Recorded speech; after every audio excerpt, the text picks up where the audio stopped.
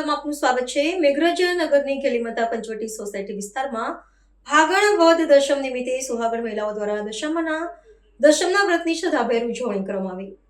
હોળીના બીજા દિવસથી શરૂ થતું આ વ્રત 10 દિવસ સુધી પાલન કરવામાં આવે છે।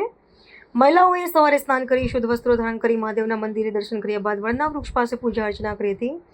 વડની આસપાસ સૂતરનો દોરો વીંટાળી કંકુ ચોખા ધૂપ દીપથી પૂજન કરવામાં આવ્યું હતું તેમજ વડને ચુંદડી પહેરાવી શ્રીફળ અને ફળફળાદી પ્રસાદ રૂપે અર્પણ કરાયા હતા। 10 દિવસ સુધી ચાલતા વ્રતના અંતે મહિલાઓએ ગળામાં નવો સૂતરનો દોરો ધારણ કર્યો હતો જે પતિના દીર્ઘાયુષ્ય અને પરિવારની સુખ શાંતિ માટે પ્રતિકરૂપ માનવામાં આવે છે।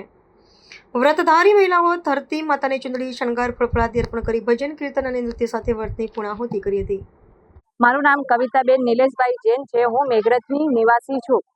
અમારો આ તહેવાર હોળી બળે એના બીજા દિવસથી ચાલુ થાય છે। હોળીના 10 દિવસ અમે વાર્તા સાંભળીએ છીએ, પછી પૂજા સેવા કરીએ છીએ।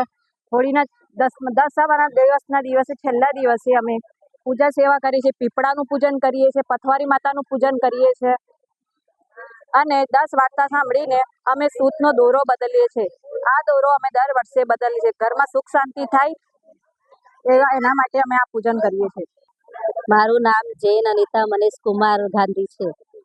આ તહેવાર દશા માતાનું વ્રત છે। આ હોળીના બીજા દિવસે ચાલુ થાય છે। 10 દિવસ સુધી અમારે મંદિરમાં વાતો સાંભળવા જવું પડે છે। આ વ્રત કરવાથી સંતાન પ્રાપ્તિ થાય છે, ઘરમાં સુખ શાંતિ રહે છે અને બધું કામ ધારેલું પૂરું થાય છે।